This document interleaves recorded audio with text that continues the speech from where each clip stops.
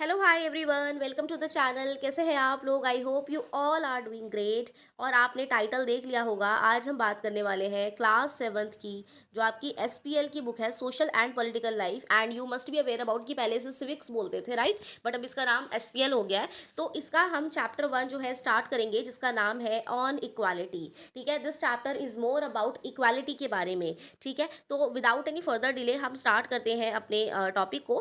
But एक चीज़ मैं आपको बताना चाहूँगी कि अगर आप किसी भी कॉम्पिटिटिव एग्जाम की तैयारी कर रहे हो, जहाँ पे आपको 6, 7, 8 का अगर हिस्ट्री के पोर्शन पढ़ना है, तो यहाँ पे आप बिल्कुल सही चैनल पे आ गए हो उस चीज़ के लिए, क्योंकि मैं हर चैप्टर का एक्सप्लेनेशन यहाँ पे लाइन टू लाइन दूंगी। ठीक है, तो आपके लिए वो बहुत बेनिफिशियल रहेगा, क्योंकि कई बार हम बुक्स जो है पढ़ने में हमें खुद से बहुत टाइम लगता है, बट अगर हम वीडियोज़ के थ्रू अट्रैक्टिव वे में समझ ले, सो वी अंडरस्टैंड। ठीक है, तो एग्जाम के लिए अगर आप तैयारी कर रहे हो तब भी ये चैनल यूजफुल है। और अगर आप ऑलरेडी क्लास 7th के स्टूडेंट हैं, तो बस आपके लिए तो फिर ये चैनल बस सब्सक्राइब ही कर लीजिए आप, क्योंकि मैं यहाँ पे मैथ्स, ठीक है, हिंदी, हिंदी में जितनी भी कविता है, छंद है, सब, ठीक है, और एसएसटी में ज्योग्राफी, हिस्ट्री, एसपीएल, इन सभी के चैप्टर्स लाइन टू लाइन डालूंगी। So this channel will be beneficial for you. ठीक है, तो चलो अब हम स्टार्ट करते हैं। देखो, सबसे पहली चीज़ क्या है कि हमारे चैप्टर का नाम। ठीक है, कभी भी हम जब चैप्टर पढ़ते हैं ना, हम हमेशा नाम स्किप कर जाते हैं, उस नाम में ही पूरा सार होता है चैप्टर का, है ना? तो हमारा चैप्टर का नाम है ऑन इक्वालिटी। इसमें एक वर्ड है इक्वालिटी। अगर मैं आपसे पूछूं कि भाई आप इस वर्ड से क्या समझते हैं, इक्वालिटी का मतलब क्या है, तो समहाउ हमने जितना, जैसे अगर मैं आपके भी अकॉर्डिंग बोलूँ, तो हमने जितना सुना होता है कि इक्वालिटी का मतलब क्या होता है कि सभी लोग समान है, इक्वल है। इक्वालिटी हिंदी में बोल दी जाती है समानता। समानता वर्ड का ही मतलब है सम्मान, कि सभी लोग समान हैं, सभी के पास समान अधिकार है, सभी के पास इक्वल राइट्स हैं, है ना? लेकिन क्या इक्वल राइट्स मिल जाने से ही इक्वालिटी है या नहीं है, वो कंफर्म हो जाता है?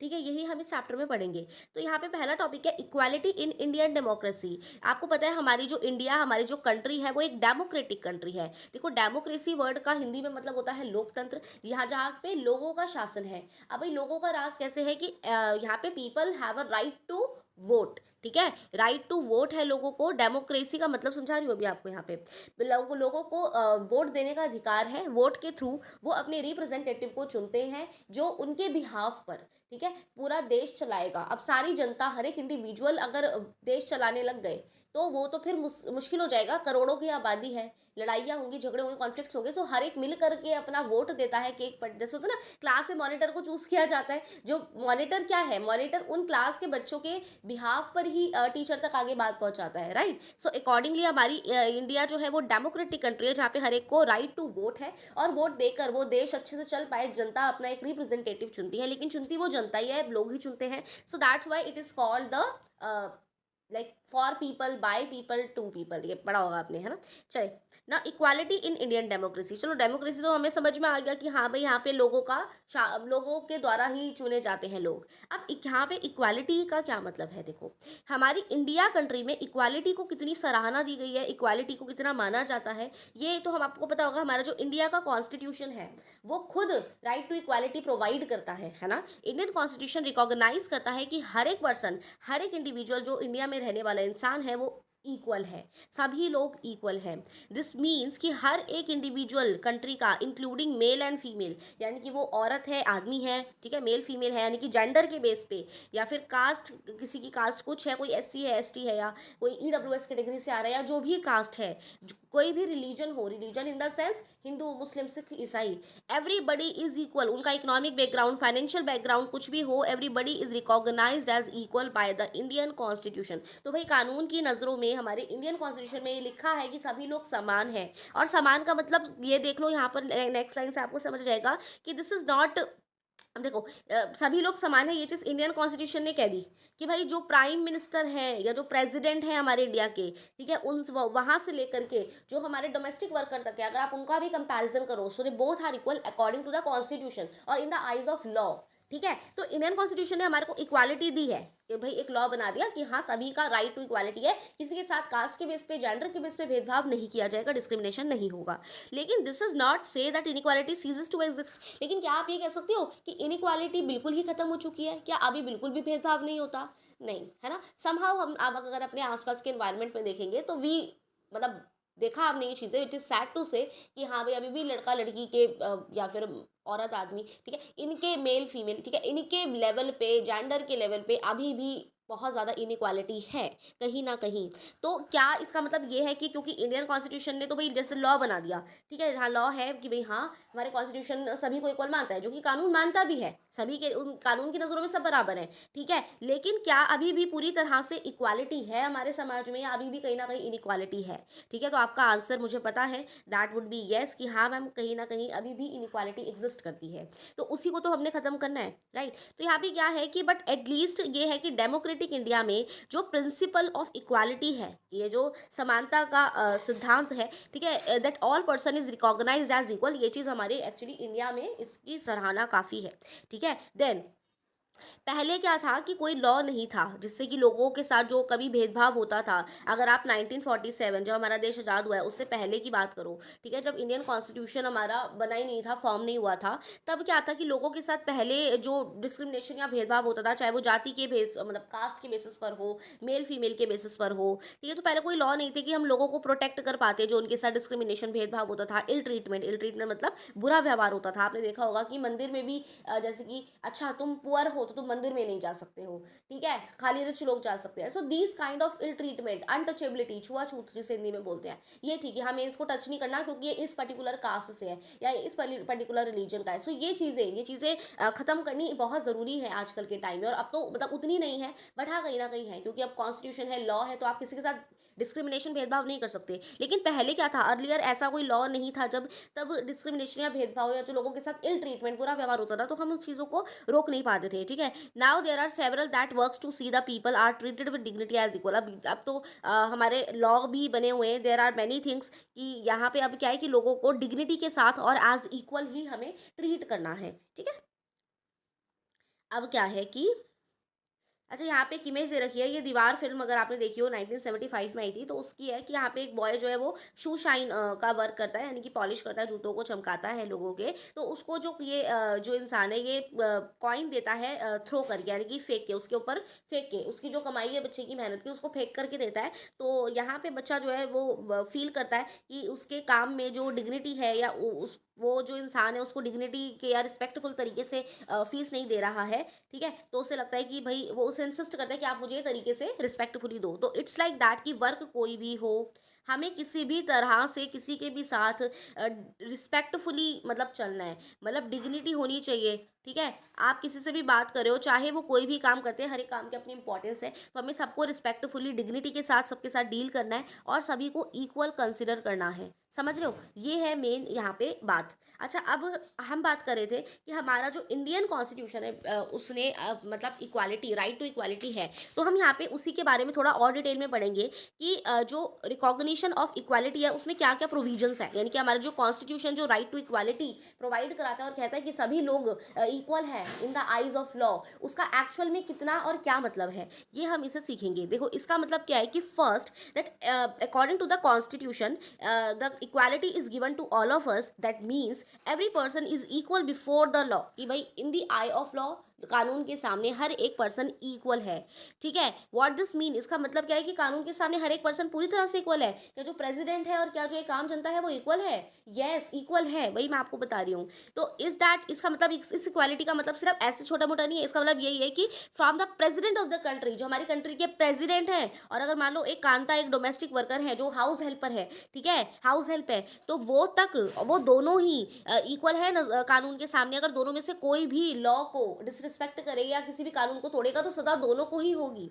समझ रहे हो, और दोनों को ही ओबे करना है सेम कानून को, लॉ दोनों के लिए बराबर है, समान है, ठीक है, दोनों को ही उसका आदर करना है, ओबे करना है, इधर the president of the country और द डोमेस्टिक वर्कर और द हाउस हेल्प ऑफ मतलब कंट्री, ठीक है। तो बात यही है, इक्वालिटी का मतलब यहाँ पे आपको समझाया जा रहा है कि जो हमारे कॉन्स्टिट्यूशन में इक्वालिटी प्रोवाइड कर रही है उसके अंदर क्या क्या प्रोविजंस आते हैं। कि पहला तो आपको समझ आएगा कि every person is equal before the law, ठीक है। Next second one is that no person can be discriminated, equality provide कराई गई है ना कॉन्स्टिट्यूशन में, तो उसका मतलब ये है कि यू कैन नॉट डिस्क्रिमिनेटेड, मतलब आप किसी के साथ भेदभाव नहीं कर सकते हो किसी भी बेसिस पर, चाहे उसका रिलीजन क्या है, रेस समझते हो, रेस मतलब स्किन टोन, काला गोरा, इसके बेसिस पे भी बहुत भेदभाव होते थे पहले, ठीक है। कास्ट क्या है किसी की, उसका प्लेस ऑफ बर्थ, उसने जन्म कौन से जगह पे लिया है, मतलब कौन से पार्ट ऑफ द कंट्री का वो है, साउथ मतलब साउथ इंडिया से है, ईस्ट से है, वेस्ट से, डजेंट मैटर। मेल है, फीमेल है, कोई भी जेंडर हो, कोई भी रिलीजन हो, आप किसी के साथ डिस्क्रिमिनेशन या भेदभाव नहीं कर सकते हैं, ठीक है। ये एक और प्रोविजन है हमारे कॉन्स्टिट्यूशन में, ये इक्वालिटी के अंदर ही सारे प्रोविजंस आते हैं कि आप किसी पे सबको इक्वली देखो और हर एक पर्सन इक्वल है कानून के सामने। और सेकेंडली आप किसी भी बेसिस पर, इधर कास्ट, रिलीजन, मेल, फीमेल, किसी भी बेसिस पे आप किसी के साथ डिस्क्रिमिनेशन, भेदभाव नहीं कर सकते हो। तीसरी चीज़ क्या है कि every person has access to all the public facilities. देखो थर्ड वन क्या है, ये प्रोविजन एक और जो इक्वालिटी के अंदर ही आता है कि हर एक पर्सन इक्वल है ना, तो उसका मतलब जितने भी पब्लिक प्लेसेस हैं, ठीक है, पब्लिक प्लेसेस समझते हो, पार्क्स, मार्केट, जहाँ पे हर कोई जाना अलाउड है, वहाँ पे आप प्लेग्राउंड्स, होटल, शॉप्स, मार्केट, ये सभी को एक्सेस है। Everybody can avail the facilities provided on the public platforms, ठीक है। तो हर एक पर्सन पब्लिकली अवेलेबल जो वेल्स है, मान लो कुएं बने हुए हैं, रोड है, घाट है, बाथिंग घाट्स होते हैं ना, तो पहले के जमाने में ये भी चीज़ होती थी कि तुम मंदिर नहीं जा सकते, तुम इस घाट में नहा नहीं सकते क्योंकि तुम पर्टिकुलर कास्ट के हो या पर्टिकुलर जात के हो। तो ये चीज़ पहले होती थी, तब कोई लॉ नहीं था। बट अब क्योंकि हमारे इंडियन कॉन्स्टिट्यूशन ने राइट टू इक्वालिटी दिया है, सभी को इक्वल माना है, जो कि ऑब्वियसली होना भी चाहिए। हर एक बंदा इक्वल है ना, डजंट मैटर आप रिच हो, पुअर हो, मेल हो, फीमेल हो, everybody is at the end human being ना, इंसान है। तो हर एक के पास इक्वल राइट होने चाहिए, इक्वल अधिकार होने चाहिए, किसी के साथ भेदभाव नहीं होना चाहिए on the basis of anything. तो वो यहाँ पे समझाया जा रहा है कि हमारे इंडियन कॉन्स्टिट्यूशन में क्या क्या प्रोविजन है इक्वालिटी को लेकर के। थर्ड प्रोविजन ये है कि भाई कोई भी जो पब्लिक प्लेस है, चाहे पब्लिक में बने हुए रोड्स है, वेल है, बाथिंग घाट्स है, हर एक को उस बाथिंग घाट में नहाना अलाउड है, इरिस्पेक्टिव ऑफ देयर कास्ट और रिलीजन, जो भी उनका कास्ट रिलीजन है, डजेंट मैटर। आप किसी को रोक नहीं सकते to avail the facilities provided on the public places. Public places पे, पार्क में, कोई भी कहीं भी जा सकता है, वो पब्लिक के लिए है, वो हर एक जनता के लिए, हर एक इंडिविजुअल के लिए। तो आप किसी को रोक नहीं सकते हो, ठीक है। देन किसी के साथ इल ट्रीटमेंट नहीं कर सकते हो। Then fourth, untouchability has been abolished. Untouchability जो मैं आपको बता रही थी, छुआछूत की, इसे छूना नहीं है, हम गंदे हो जाएंगे, तो ये बहुत बहुत था पहले के टाइम पे। अगर आप सर्च करोगे गूगल पे तो आपको पता चलेगा। वो चीज़ हमें अबॉलिश करनी है, पूरी तरह से अबॉलिश करनी है, ख़त्म करनी है। क्या, अनटचेबिलिटी को। ये भी एक फोर्थ प्रोविजन है इंडियन कॉन्स्टिट्यूशन में, जो कि ये सब प्रोविजंस जो बनाए गए हैं, ये इक्वालिटी को ध्यान में रख करके बनाए गए कि हर एक पर्सन इक्वल है और उसका ये अधिकार है कि उसको मतलब किसी के साथ भी इल ट्रीटमेंट ना हो, ठीक। देन अब आपको इतना सारा पढ़ के आपको इक्वालिटी का मतलब बहुत अच्छे से समझ आ गया होगा कि हमारा कानून इक्वालिटी को लेकर के कितने ज़्यादा मतलब अवेयर है, और हमारे इंडियन कॉन्स्टिट्यूशन में क्या क्या प्रोविजंस हमने पढ़े जो इक्वालिटी को लेकर के बनाए गए हैं कि डिस्क्रिमिनेशन नहीं करना है, पब्लिक फैसिलिटीज़ हर कोई अवेल कर सकता है, तो वो सारी चीज़ें। और हर एक बंदा कानून के सामने बराबर है, चाहे वो प्रेसिडेंट हो कंट्री का या कोई डोमेस्टिक वर्कर हो, ठीक है। कानून सभी के लिए बराबर है, ठीक। तो इक्वालिटी को लेकर के आपको बहुत अच्छे से चीज़ें समझ में अब आ गई होंगी, ठीक है। अब यहाँ पे आप देखोगे ये एक पार्लियामेंट बना हुआ है। पार्लियामेंट आप जानते होंगे, जहाँ पे हमारे जो जनता के द्वारा चुने हुए रिप्रेजेंटेटिव है वो यहाँ बैठते हैं, उनकी मीटिंग होती है और यहाँ पे लॉ मेकिंग का काम होता है, ठीक है। पार्लियामेंट में किस चीज़ का काम होता है, लॉ मेकिंग का काम होता है, डिस्कशंस होती हैं, ठीक है, मीटिंग्स होती हैं, तो ये वो जगह है, ठीक। चलो अब आगे आते हैं।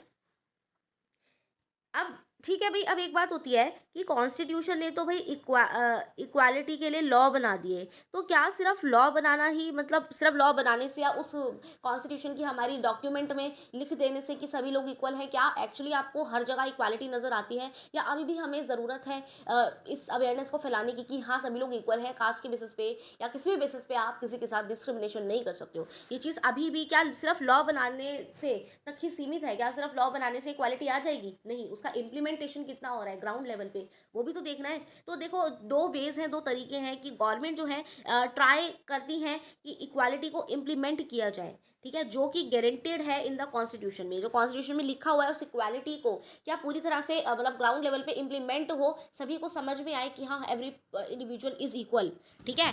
तो फर्स्ट कैसे करा जा सकता है ये चीज़, देखो एक तो भाई आपने लॉ बना दिए, इक्वालिटी को अगर आपको लाना है तो आपने लॉ बना दिए, ठीक है भाई, लॉ हमारे कॉन्स्टिट्यूशन में प्रोविजंस डाल रखे हैं, लॉ बनाए हुए हैं। अब सेकंड क्या है कि गवर्नमेंट कुछ प्रोग्राम्स भी चला सकती है, कुछ स्कीम चला सकती है, जिससे कि जो डिसएडवांटेज कम्युनिटीज़ हैं, डिसएडवांटेज कम्युनिटी मानते समझते हो क्या, जिनको पहले कभी एडवांटेज नहीं मिला, ठीक है, इसमें इकोनॉमिकली वीकर सेक्शंस भी आ सकते हैं, ठीक है, मार्जिनलाइज ग्रुप भी आ सकते हैं, जिनको समाज से बिल्कुल अलग कर दिया जाता है, मार्जिनलाइज कम्युनिटीज़ आ सकती हैं, समझ रहे हो।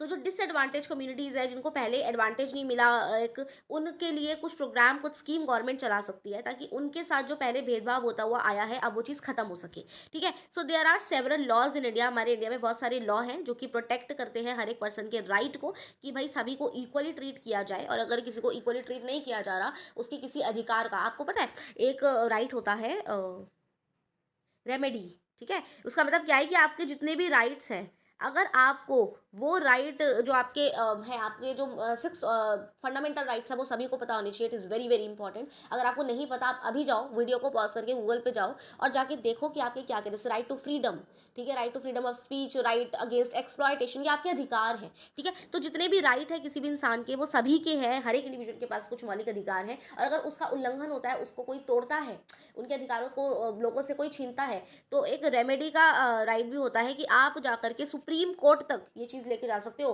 अगर किसी ने आपके फंडामेंटल राइट को मतलब छीना है, तो आप सुप्रीम कोर्ट तक भी जा सकते हो, मतलब ये चीज़ लिखवाने, ये रिपोर्ट करने की हमारा राइट छीना जा रहा है। तो फंडामेंटल राइट्स का इतना ज़्यादा इंपॉर्टेंट है, समझ रहे हो।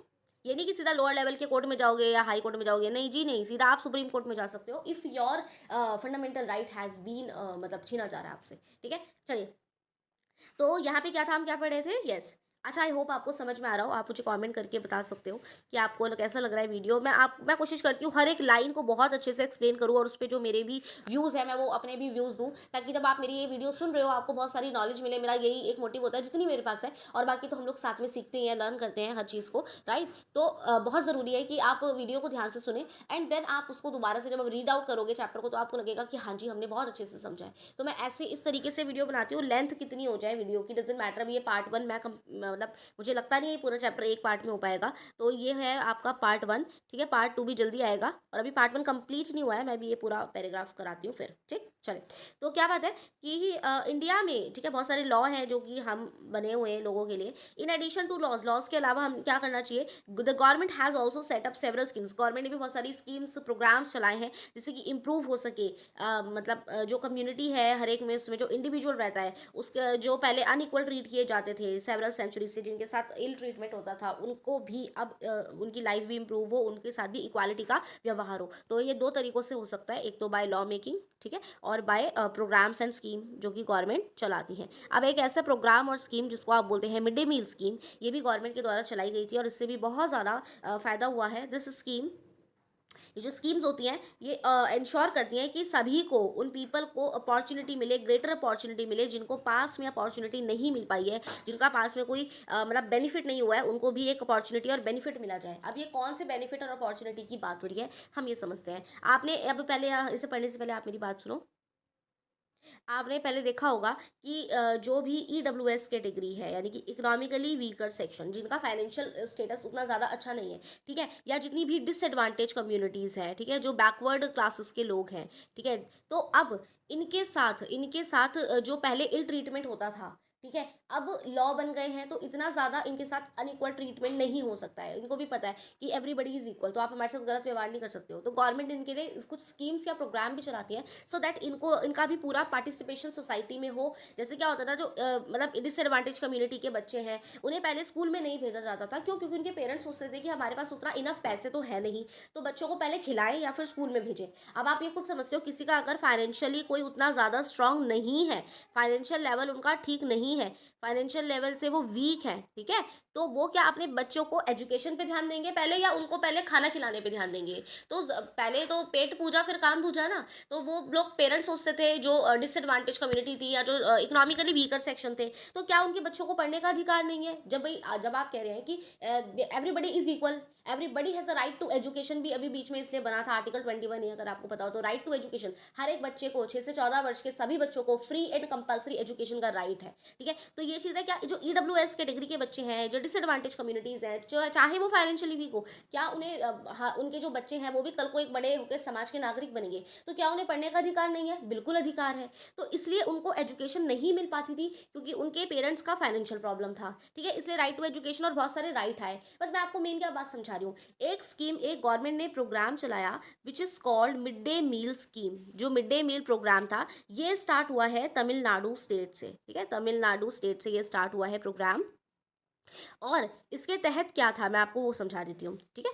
तमिलनाडु स्टेट से ये चीज़ स्टार्ट हुई, और 2001 में मिड डे मील स्कीम चली। और इसका मेन मोटिव क्या था? इसका मेन मोटिव ये था, मिड डे मील आप समझते हो, अभी भी आप देखते हो गवर्नमेंट स्कूल्स में मिड डे मील आता है, दोपहर का भोजन, कि स्कूल में बच्चों को मिड डे मील प्रोवाइड किया जाएगा, स्कूल में बच्चों को मिड डे मील प्रोवाइड किया जाएगा, ठीक है। और जिससे कि बच्चे जो वो वाले पेरेंट्स हैं जो फाइनेंशियली भी स्ट्रांग नहीं है, वो भी पेरेंट्स अपने बच्चे को स्कूल में भेजेंगे, ठीक है, ताकि वो बच्चा एजुकेशन भी ले और पेरेंट्स को लगेगा कि हाँ एजुकेशन के साथ साथ इन्हें फूड भी मिल रहा है, फूड भी प्रोवाइड हो रहा है फ्री ऑफ कॉस्ट। तो ये थी मिड डे मील स्कीम, ठीक है। अब हम इसको थोड़ा सा पढ़ेंगे। अभी हमने पढ़ा ना कि जो भी ये डिसएडवांटेज कम्युनिटीज़ हैं या जो इकोनॉमिकली वीकर सेक्शंस हैं या जिनके साथ पहले इल ट्रीटमेंट होता था बिकॉज ऑफ एनी रीज़न, क्योंकि इनका फाइनेंशियली ये इतने स्ट्रांग नहीं है या इनको अलग ही कर दिया जाता था समाज से, तो ये सब चीज़ें जो इनके साथ हुई हैं, अब हम उन्हें कुछ गवर्नमेंट की स्कीम्स के थ्रू प्रोग्राम्स चला करके इन कम्युनिटीज़ को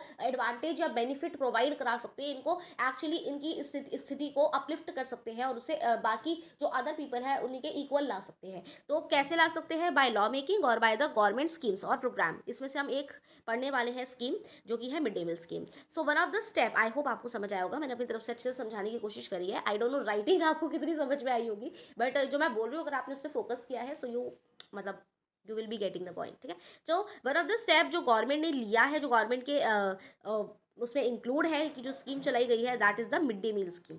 सो this refers to the programme introduce in all the government elementary schools. ये वो प्रोग्राम है mid day meal programme, mid day meal scheme, जो कि हर मतलब गवर्नमेंट के द्वारा ये चलाया गया था। और ये स्टार्ट कहाँ हुआ था? ये 2001 में शुरू हुआ था। बट बात क्या है, ये प्रोग्राम इसलिए इंट्रोड्यूस करा गया था कि जितने भी गवर्नमेंट एलिमेंट्री स्कूल है, ठीक है, प्राइमरी एलिमेंट्री तक के बच्चों को जो है मिड डे मील प्रोवाइड होता है, ठीक है। तो जितने भी गवर्नमेंट स्कूल हैं वहाँ पे बच्चों को प्रोवाइड करना है कुकड लंच, ठीक है, पका हुआ भोजन बच्चों को दोपहर के समय फ्री ऑफ कॉस्ट प्रोवाइड करना है, उसका कोई चार्ज नहीं है। तो ये थी मिड डे मील स्कीम और ये तमिलनाडु से स्टार्ट हुई थी। सबसे पहली स्टेट जिसने ये mid day meal scheme start करी थी वो तमिलनाडु थी इंडिया में, ठीक है। 2001 में ये स्टार्ट हुई थी तमिलनाडु की स्टेट से। और फिर सुप्रीम कोर्ट ने सभी स्टेट गवर्नमेंट्स को बोला कि सभी इस प्रोग्राम को अपने अपने स्टेट में स्टार्ट करेंगे विद इन द 6 मंथ। ये गवर्नमेंट का फिर ऑर्डर आ गया था कि ये जो मिड डे मील स्कीम है, ठीक है, क्योंकि जब तमिलनाडु में ये स्टार्ट हुई तो वहाँ पे देखा गया कि बच्चों का एनरोलमेंट रेट बढ़ रहा है। एजुकेशन के लिए जो पहले बच्चे नहीं आ रहे थे या जिनके पेरेंट्स नहीं भेज रहे थे फाइनेंशियल इशू की वजह से,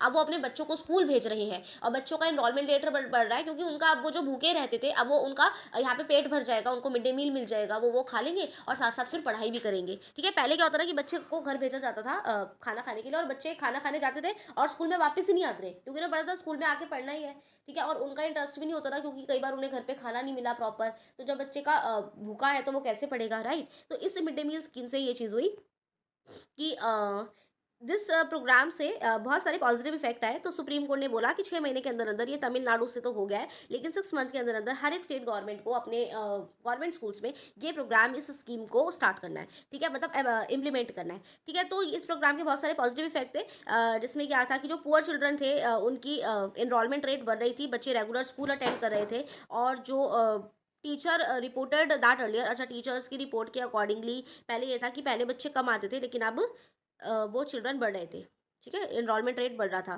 so children would often go home. पहले रिपोर्ट में टीचर ने बताया है कि बच्चे जो है घर पे जाते थे लंच के लिए और फिर वापस ही स्कूल में नहीं आते थे।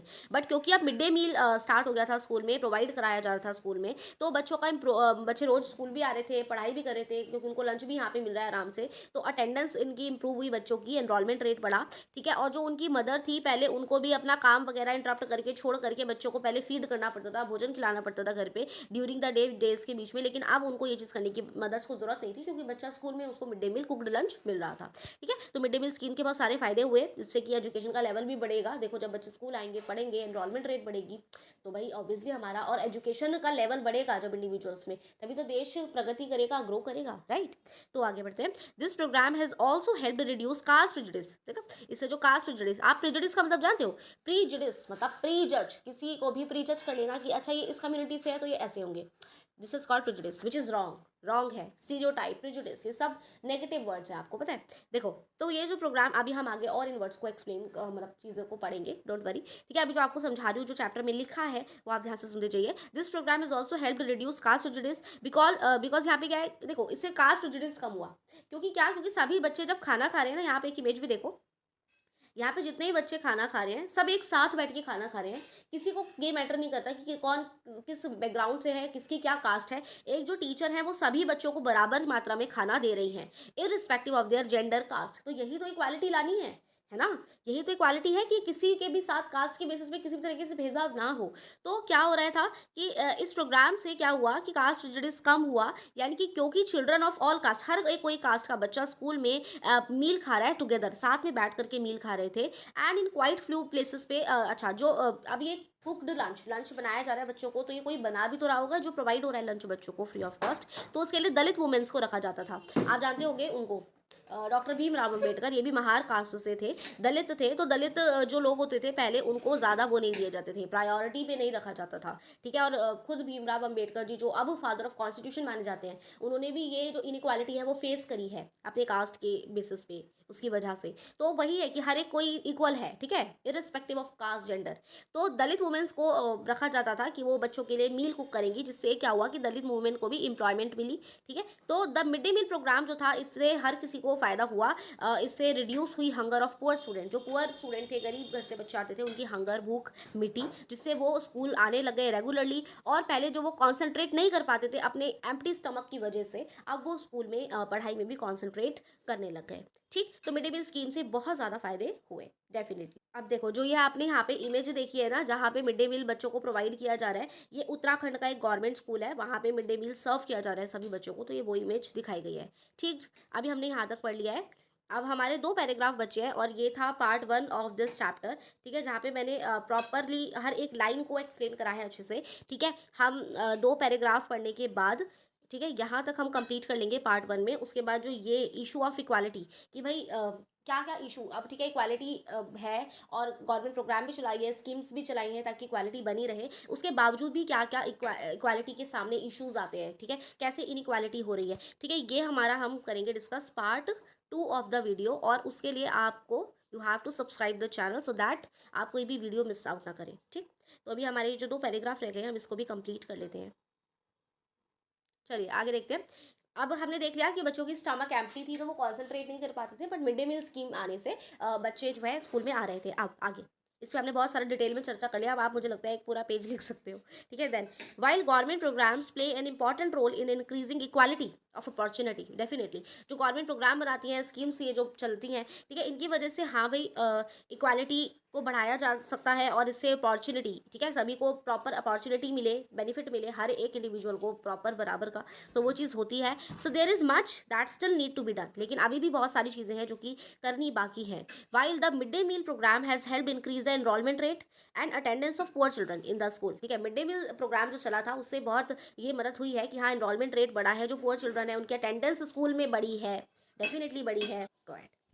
ओके, देन आगे क्या है कि हाँ जी, इससे अटेंडेंस जो पुअर चिल्ड्रन का एनरोलमेंट रेट है स्कूल में वो बढ़ा है। There continues to be big differences in our country, इससे डेफिनेटली हमारी कंट्री में एक बिग डिफरेंस आया मिड डे मील स्कीम के बाद, ठीक है। जो कि पहले सिर्फ रिच बच्चे ही अटेंड करे थे स्कूल, जो रिच फैमिली से आते थे, ठीक है, क्योंकि उनका तो कोई इशू नहीं था, उनके पेरेंट्स के पास अच्छा खासा फाइनेंस है तो वो भेज रहे थे अपने बच्चों को। लेकिन जो उससे क्या हुआ कि मिड डे मील स्कीम के थ्रू जो पुअर बच्चे भी थे, जो पुअर फैमिली से बिलोंग करते थे, समहाउ उन्होंने भी स्कूल अटेंड करना शुरू किया। हालांकि मुझे रिच पुअर ये वर्ड बोलना अच्छा नहीं लगता है, बट क्योंकि यहाँ पे मेंशन है और आपको बताया जा रहा है कि पुअर का मतलब जिनकी फाइनेंशियल कंडीशन उतनी स्ट्रांग नहीं थी, वो फैमिली के बच्चे भी स्कूल ज्वाइन करे थे, तो मैं आपको उस हिसाब से बता रही हूँ, ठीक है। देन इवन टुडे, आज भी there are several schools in the country, बहुत सारे कंट्री में हमारी स्कूल है जहाँ पे दलित चिल्ड्रन के साथ डिस्क्रिमिनेशन होता है, अभी भी उनके साथ अनइक्वल ट्रीटमेंट, ये दिस इज सैड टू से, बट इवन टुडे भी देखा गया है कि बहुत सारे स्कूल्स ऐसे हैं जहाँ पे दलित कास्ट से जो बच्चे बिलोंग करते हैं उनके साथ अभी भी भेदभाव होता है, डिस्क्रिमिनेशन होता है, उनको कहीं ना कहीं अनइक्वली ट्रीट किया जाता है। So these children are forced into unequal situation, और इन बच्चों को जो स्कूल में ऐसे सिचुएशन में डाला जाता है जहाँ पे उनकी डिग्निटी इज़ नॉट रिस्पेक्टेड, जहाँ पे उनकी डिग्निटी को रिस्पेक्ट नहीं किया जाता है, और this is because people refuse to think of them as equal. और ये पता है होता क्यों है कि लॉ ने, पता है, मतलब अवेयरनेस नहीं है लोगों को पता नहीं है कि उनके क्या क्या राइट हैं, क्या क्या अधिकार हैं। अभी भी लोगों को ये चीज़ नहीं पता कि भाई हमारे कानून हमारे को सभी को इक्वल मानता है, और हम सभी इक्वल हैं, चाहे हमारा फाइनेंशियल लेवल अच्छा है या नहीं है, हम किसी भी कास्ट से हैं। तो लोगों को इस चीज़ की ना खुद ही मतलब पता नहीं है, अवेयरनेस नहीं है कि they are also equal as others, तो इसलिए उनके साथ डिस्क्रिमिनेशन होता है और वो सहते हैं, वो कोई कंप्लेंट नहीं कराते, कुछ नहीं कराते। आप समझ रहे हो? तो मैंने आपको क्यों बोला कि आप गूगल पे जाओ और जितने भी राइट, आपके फंडामेंटल राइट्स हैं उनके बारे में पढ़ो, मैंने इसलिए ये चीज़ बोली कि आप वीडियो पॉज़ करके जाओ और पढ़ के आओ कि अगर आप अवेयर नहीं हो कि आपके क्या-क्या राइट है, आपको क्या-क्या अधिकार है, भई आप इंडिया में रहते हो, इतना अच्छा कॉन्स्टिट्यूशन है, सारे आपको राइट प्रोवाइड कर रहे हो, तो अगर आपको उसके बारे में अवेयरनेस ही नहीं है, पता ही नहीं है, सो क्या फ़ायदा उस चीज़ का, है ना?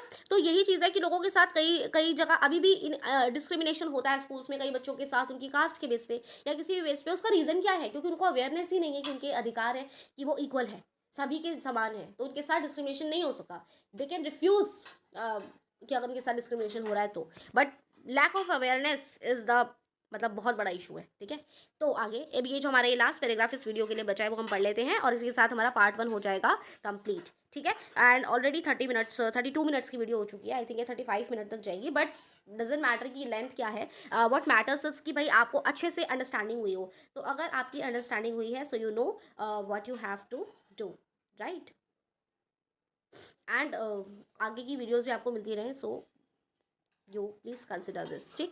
then one of the main reason for this is that कि अच्छा अब ये क्या है कि even though person are aware that discrimination is against the law. मान लो अगर कोई पर्सन अवेयर भी है कि हाँ भेदभाव करना तो भाई गलत है, ठीक है, they continue to treat people unequally on the basis of their caste. लेकिन अभी भी आज यही बताया जा रहा है कि रिलीजन के बेस पे कहीं ना कहीं कोई पर्सन डिसेबल है, डिसेबिलिटी आप समझते होगे जैसे फिजिकली या मेंटली अनस्टेबिलिटी है या कुछ भी है, या इकोनॉमिक स्टेटस यानी कि फाइनेंशियल बैकग्राउंड उतना स्ट्रांग नहीं है अगर किसी का भी, या जो भी कास्ट है उसके बेसिस पे आज भी, या जेंडर के बेसिस पे भी देख लो, वुमेन है तो मतलब डिस्क्रिमिनेशन आज भी हो रहा है, जबकि लोग जानते हैं, people are aware about this somehow that discrimination is not allowed, कि भाई आप किसी के साथ भेदभाव नहीं कर सकते हो, बट उसके बावजूद भी वी कैन सी कि इनइक्वालिटी अभी भी एग्जिस्ट कर रही है। So which is wrong again, ठीक है? So it is only when people begin to believe, जब लोग खुद ही अपने अंदर ये विश्वास लाएंगे ना कि कोई भी इन्फीरियर नहीं है, कोई किसी से कम नहीं है, और हर एक को डिग्निटी के साथ ट्रीट किया जाना चाहिए, हर एक पर्सन, चाहे वो किसी भी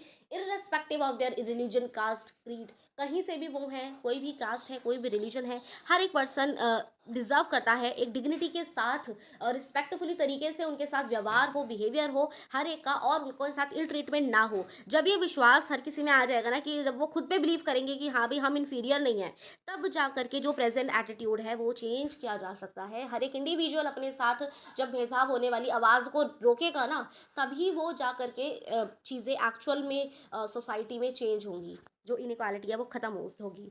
सो establishing equality in a democratic society is a continuous struggle. और अभी भी आप देख लो, लॉ बन गए हैं, कॉन्स्टिट्यूशन में इतना ज़्यादा प्रोविजन बना दिए हैं, उसके बावजूद भी ये अभी भी स्ट्रगल ही है हमारे लिए कि हमें इक्वालिटी को इस्टेब्लिश करना है सोसाइटी में, क्योंकि अभी भी बहुत जगह पे बहुत सारी कम्युनिटीज़ के साथ भेदभाव होता है, which individual as well as various communities in India contribute and you will read more about this in the book। अब आप आगे भी इसके बारे में पढ़ेंगे कि कैसे ये जो स्ट्रगल बन चुका है इस्टेब्लिश करना इक्वालिटी को, जो कि बहुत ही बेसिक सी चीज़ है कि भाई हर एक पर्सन इक्वल है, इसे समझने में कितनी देर लगती है, बट नहीं, क्योंकि इनको मतलब वही जो छोटी सोच है या जो वो इन्हें रोक देती है लोगों को, और वो फिर डिस्क्रिमिनेशन करने लग जाते हैं, ठीक है? तो वो ही हमें रोकना है और इक्वालिटी को इस्टेब्लिश करना है। अब इशू क्या क्या आते हैं इक्वालिटी के मामले में, अदर डेमोक्रेसीज की भी बात करें तो भी, तो ये हम पढ़ेंगे सारी चीज़ें इन द पार्ट 2। तो अगर आपको पार्ट 2 देखना है, so what you have to do is you have to subscribe the channel, so to stay connected with me, so that मैं कोई भी वीडियो अपलोड करूँ तो आपको वो मिल जाए। और अगर आपको ये जेन्युइनली समझ में आया है तो प्लीज़ आप मुझे कमेंट सेक्शन में ज़रूर बताइएगा, मुझे एक लाइक और थम्स अप भी आप मेरी वीडियो पे दे देंगे, so I will feel motivated, because I tried my मतलब बेस्ट कि मैं आपको लाइन टू लाइन समझाऊँ। अब कितना आपको समझ में आया है, that is you people can tell me. So yeah thank you so much, take care of yourself and your family, we will meet in the next video, तब तक के लिए बाय बाय।